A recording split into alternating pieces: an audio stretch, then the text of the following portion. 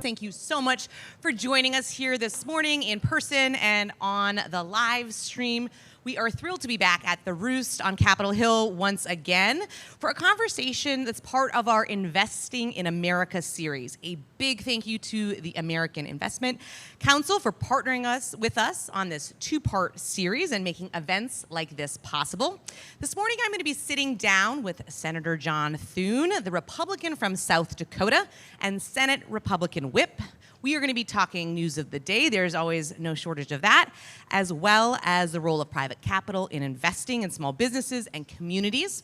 Afterward, I'm going to be joined on stage by Drew Maloney, CEO of AIC, and Hagan Kapler, CEO of Threshold Brands, for a fireside chat. As always, you can tweet about what's happening here and find us on all social media platforms at Punchbowl News. And we encourage you to join the conversation. And with that, I'd like to welcome Senator Thune to the stage. Thank you so much. Thank you. Really appreciate it.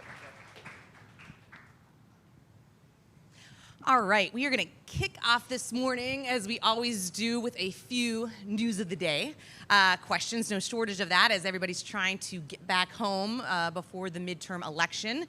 So let's start there. 10 days until government funding runs out. Will a deal be reached? And the big question that we're all asking is, when will that happen? Yeah, you guys don't want to plan your schedules, right? Yeah, a deal will get reached. You know, I mean, it's being negotiated now. As always, there's a lot of conversations when you get to a government funding resolution around what else might ride on it. And right now, those are the issues that are being negotiated and debated. But ultimately, there will be something that I think passes. I think both sides, at least in this case, have lots of interest in getting it done and getting it done on time. Right. I think we've been predicting no government shutdown anytime soon, at least this time around. But there is a big question around the White House asking for $12 billion in Ukraine aid to be added to that CR package, much of it going to military aid. Are you supportive of that? Well, I would support, some amount of military aid. I think for a lot of Republicans, the line's going to be military aid. Most of us believe that we ought to give them whatever weapon systems, everything they need to succeed on the battlefield. I think there's a view among a lot of folks on our side that the other forms of assistance, some of which we've already authorized and appropriated, hasn't yet been used. And so I think there'll be a reluctance for this to get very big. But if it's confined to military aid, I think there would be some fairly strong bipartisan support for adding at least some amount of that. In a different area where there seems to be less Republican support, COVID, money, the White House is again kind of pushing for that monkeypox preparedness. You're against that. Why? Well, I mean, I think first of all, many of our members believe that a lot of the money that's been previously appropriated for COVID hasn't been spent, and that there are ways you can reprogram or reallocate dollars and resources that are already out there to address the ongoing needs of COVID. You know, when the president announced the pandemic was over, I think he made it that much harder to convince people that they need additional funding. Now, it doesn't seem to have affected other of his policies. There's a lot of contradictions, of course, in the administration's statements about certain things. They've used the pandemic as a rationale for extending the bailout of student loans and to the tune of blowing up about $1 trillion in spending. But if he's going to argue the pandemic's over, I think getting additional COVID support will be a very heavy lift, which was already going to be the case, I think, because of the fact that there is a widely held belief there's still plenty of money out there to deal with the needs. Right. It's been a lift that they've been trying to get across the finish line for months now that hasn't worked. Last question, then we'll go and shift to the questions of the day. But I wanted to ask, because you said last week that Senate Democrats would be well served to bring up same-sex marriage legislation in the lame duck. Will there be 10 GOP votes for this effort after the midterms? Well, I don't think there's I wouldn't make any guarantees about that, but what I was offering was an assessment, and based upon conversations around the subject, that they would probably, if the goal was to actually get an outcome, to get a result, there would be a higher likelihood of that happening after the election. I think most members viewed a vote before the election as being simply an attempt by the Democrats to try and weaponize the issue going into the election. So there's I think I still believe that to be the case. I don't know that guarantees an outcome, but I think it certainly improves the odds. Would you support it? I won't, but I know that there are members on our side who, as they think about this issue, are open to that idea. All right. Let's talk the economy, small business, private capital. I want to start with what's happening in South Dakota, your home state. South of my home state of North Dakota, clearly the superior state. Easy. But easily, just kidding. But you went around the state in August talking to a lot of constituents. What are you hearing about the economy from, your constituents? What are the concerns that you're hearing? Well, as a North Dakotan, you would know that particularly in the summer months, what you hear about mostly is the weather and why isn't it raining. A lot of in the Dakotas, and certainly in my state of South Dakota, agriculture is our number one industry. So we talk a lot about, production agriculture, what the crops look like, et cetera, and policies related to that. So we had several meetings around the next farm bill and, what that might look like. But I think it's a lot of economic, it's pocketbook issues. People are paying attention to the news of the day. They are very concerned about what's happening at the border.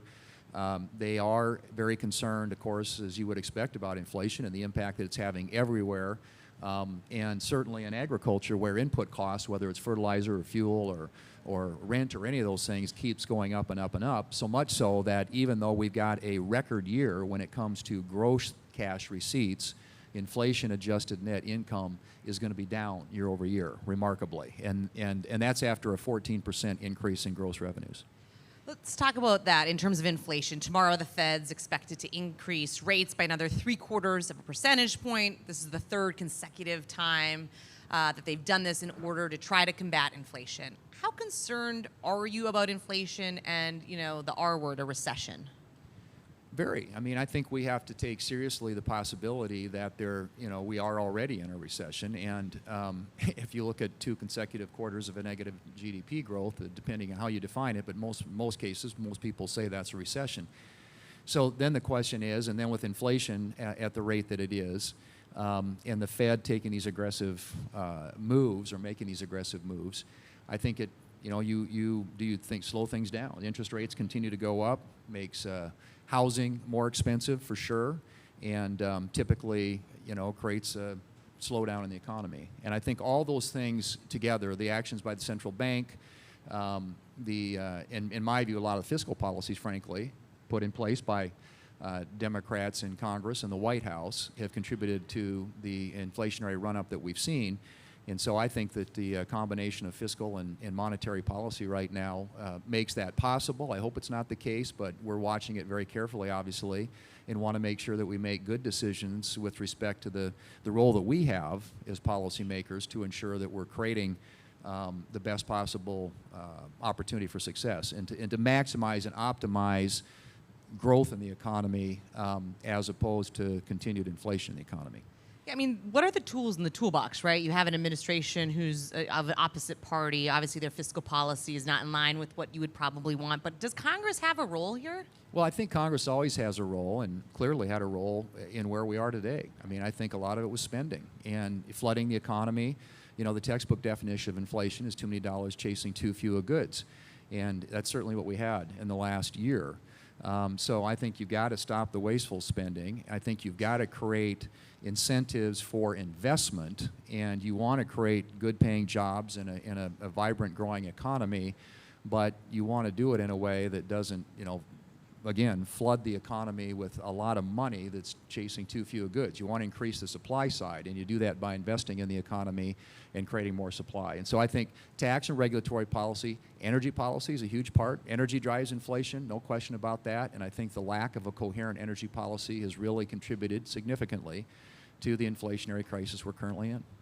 Let's talk about that investment and small businesses in particular. A lot of small businesses struggled through the pandemic. One area we have seen private investment come in is through private equity. There are nearly 30,000 jobs at businesses in South Dakota that are backed by PE firms, a stat I learned yesterday. Can you talk about the impact of private equity investment in your state? Well, like everywhere, it plays a huge role. There are a lot of businesses who, absent investment by private equity, would probably have a hard time getting going. But if you look at South Dakota, for example, Western South Dakota, a company called Property Meld, incredibly successful young company, started in his basement, went to an incubator, now is employing lots of folks in Rapid City. There's a company out there called VRC Metal Systems, which came up with the technology to help with repairs on airplanes currently being used on the B-1 at Ellsworth Air Force Base. There's a company called Farmers Business Network in Sioux Falls, employing several hundred people, financed largely with private equity. There are just lots of contributions that it makes to create jobs. And I think any company that's trying to get started is looking for investors. And clearly, in many cases, and in places where you wouldn't necessarily think that would be the case, you always think of the coast, the east and west coast, but in the middle of the country, there are lots of businesses that are benefiting from that. Over the summer, you worked with Senator Kyrsten Sinema to remove a provision from the Inflation Reduction Act that would have exempted private equity portfolio companies from a 15% minimum tax. Talk about how that came together. Well, essentially what happened was the Democrats at the last minute threw this provision into the tax bill, and it changed a definition, the IRS code, under what they call common control, that aggregated, if you're a partnership or a fund that owns other businesses or has partial ownership of another business, aggregated all those businesses into the amount, the threshold that was used under the book minimum tax. And so it would have taxed another 18,000 or so small and medium-sized businesses, affected about 11 to 12 million jobs. And so it was a tax added at the last minute without, again, I think, consideration in some cases to unintended consequences. And so we were able to strip it out. And so it was a tax that I was able to get a Democrat to work with me on, and we were able to get it out of the bill, which I think obviously probably had a significant impact. I'm sure you'll hear that from the folks you're going to visit with next. Separately, most Republicans have been pretty staunch defenders of the carried interest tax provision. This is a bit of a change from the Trump era when Republicans signaled some support for eliminating it. Can you talk about that shift and your position on it? Well, I think the carried interest, it raises a significant amount of money, but relative to other types of tax provisions, it doesn't raise that much. But there are conflicting views about it, and on both sides of the aisle. And in the initial version of this bill, the Democrats put on the floor and passed with all Democrat votes, they did have the carried interest. They were going to tax it, and I think that was a provision that Manchin got included, that Schumer agreed to, assuming, however, that he would strip it out, knowing that Sinema would object to it. And so that was really a play on the Democrat side. There wasn't a lot of that Republicans had to do it. It enjoys, I would say, a lot of support among Republicans, but at the same time, that really was a provision, I think, that was added, knowing it was going to be taken out to try and demonstrate that they had given something to Sinema to try and earn her support for the final bill. It seems like an issue that is kind of perennial, right? I think as long as I've been in Washington, it's kind of come up. We talk about carried interest. It's in every conversation around the tax code. Interestingly enough, often defended by Democrats. And Chuck Schumer has always been probably the biggest defender of that because of his constituency in New York. This was really, I think, the first time where he agreed to add a provision into a bill that would have tax carried interest. I want to zoom out a little bit. Republicans, you're eyeing a possible majority in the Senate after the midterms. There's been a lot of frustration among some lawmakers about the SEC and the Biden administration, accusing it of being too activist and trying to regulate private equity, and a host of other businesses in general. What's your take? And do you think the Republicans will try to use the levers of Congress to put some pressure on the SEC to stop? I think that we will use the levers that we have available to us, and if we were in the majority, clearly that would be funding and the power of the purse.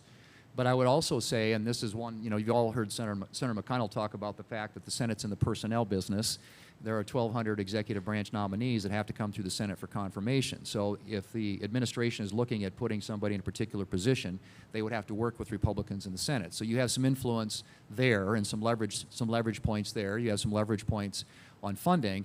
But I don't think there's any question that the amount of pressure the administration is applying through the so-called ESG, environment, social, and governance movement, and using regulatory, particularly financial and securities industries regulators to either reward or punish companies for investing in their favorite types of industries is something we want to address. I mean, the heavy hand of government regulation in certain sectors of our economy already is having a profound impact, energy being one. One that we're concerned about is agriculture. I mean, there are small lenders in places like South Dakota really worried about what this is going to mean if they decide that a livestock producer in western South Dakota emits methane and therefore shouldn't get funded by a bank because a regulatory institution is putting pressure on that lender not to make that loan. I think those are very real impacts that this is having. So yes, there will be attempts, I believe, by us to try and rein in, lighten the regulatory touch. We all believe there's certain regulations that are important, but this administration is really putting what I would call a very heavy hand of regulation on the economy, and I think it's having some adverse impacts and consequences. And I think high energy prices are one of those. I mean, there's no question that their policies have led to an increase in energy prices because they have worked to reduce and constrict demand, or I should say supply, and put all their eggs in the basket of electric vehicles. All right, before I let you go, I want you to put your political hat on. We couldn't get through the conversation without that. Less than 50 days until the midterms. Will Republicans take the Senate majority? I think I know there's the pundits and all the prognosticators go back and forth on this, and I know during the doldrums of the summer, this always sort of happens, and I think a lot of incumbents kind of battle back and rally, but I think when the political environment locks in the fall, and the fundamentals of every election start to take effect, I think that our candidates are going to perform well. I still think we get there, yeah. I mean, I think these are going to be, razor's edge races in a lot of cases, but I believe we're going to get over the top because I just think that in the end, it's still going to be inflation, grocery bills, gas costs, the border, crime in the cities, and things like that people vote on. I want to ask you one last question, which is we've spilled a lot of ink on, which is the fundraising aspect, and Republicans struggle to raise as much money as Democrats in a lot of cases. Do you think you're going to have the money you need at the end of the day? We will, and we will be outraised by Democrats. I don't think there's any question about that, but I think it's not, do you have more, but it's do you have enough? And I think our candidates are going to have enough, and if that's the case, I mean, obviously, down the stretch, you got to be able to deliver your message. You got to be able to draw contrast with your opponents, and then you've got to execute the game plan, and that is the blocking and tackling. It's getting out the vote on Election Day, and if we do all those things, and I think we'll have the resources necessary for that, I think it could be a good night for us. But that's why you play them, and that's why you guys get paid the big bucks to cover them. Well, there'll certainly be a lot to talk about in the next 49 days. Thank you so much, Senator. We really appreciate it. Thank you, Anna. All right. Take care. Appreciate it. Yeah, thanks. Thanks, guys. All right. Now I'd like to welcome Drew Maloney to the stage, as well as Hagan, the CEO of Threshold Brands, to join us for a fireside conversation. Come on up. It was a great conversation with the senator. We have a lot to discuss, as always. All right, let's get started here. Drew, I'm going to start with you. This is the second in a two-part series, but I see some new faces. I'm sure there's some new people that are joining us on the live stream. So can you just kind of give us the 30-second pitch? American Investment Council, where do you sit in the ecosystem here in Washington? Right. Well, the American Investment Council represents private equity and private credit. Private equity funds and private credit funds pool capital, so we have pension funds, endowments, and we invest those monies in companies like Threshold Brands that you'll hear about today, and mostly for growth. And these returns from these investments end up going to retirees throughout the country. So we heard, you can what you think in your mind of private equity maybe versus what the senator was talking about in terms of funding companies in the middle of the country, smaller businesses. Right. Can you talk a little bit about that? I mean, if you think about the number of companies, it's like 35,000 companies across the country, 11 million workers that are employed in portfolio companies. And most of these companies, more than 70% are small businesses that get funding from private equity backers. And, Hagan's a great example of a small business that got private equity funding. And what you see with a lot of the private equity companies is they work side by side with the leadership to grow the company over time. And I think that's really important, especially in this really challenging economic time, that private equity-backed companies not only have their internal leadership team, but they have this entire other leadership team associated with the private equity company. All right, perfect. I'm going to ask everybody to hold their mics a little bit closer just to the live stream. I want to make sure everybody not here can hear us as well. Hagan, I want to turn to you. Threshold Brands, I was doing some research on it overnight, but tell everyone your story. Sure. Threshold Brands is a approximately $250 million system-wide sales company. We're a home services franchise business, so we employ 250 people in our company, over 5,000 frontline workers, 9 brands. So think about anything that needs to get done in and around your home cleaning, pest control, installation. We're pursuing a roll-up strategy, so looking to add brands, and then as we bring new brands into the company, add more units, bring more franchise owners to spread those businesses across the country and help more people. So everybody kind of sounds like they touch your brands or could touch your brands with their kind of issues that they might be having at home. Can you talk about private equity? Why did you need it? How did that come about? Threshold Brands was started by private equity. So the private equity firm invested initially in what they call a platform company, which was our home cleaning business and a couple of other brands. And then from there pursued a roll-up. So really stitched together a company with this thesis that there was this consumer, a homeowner, who was looking for more help around the home.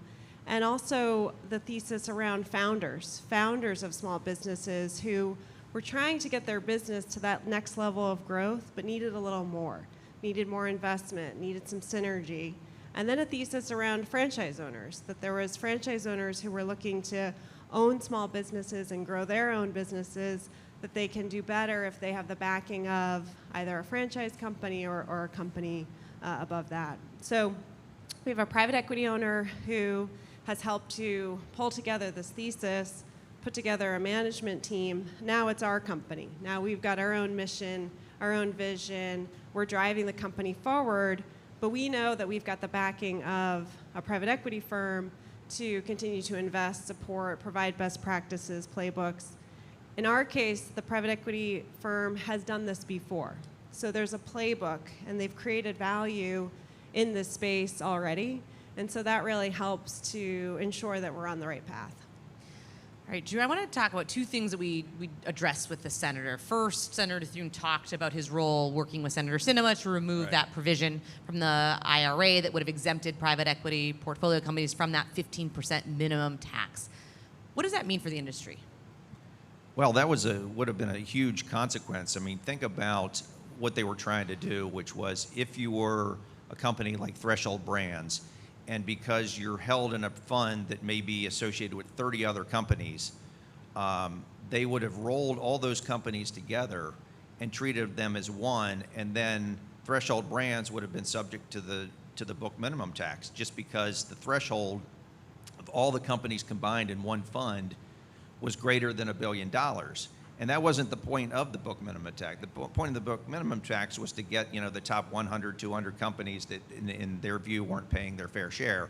So I think they inadvertently tried to capture these 18,000 small businesses in a very unfair way. And I think that's why you saw, 57 votes, 7 Democrats joined Republicans to strip it out. So it was bipartisan support there.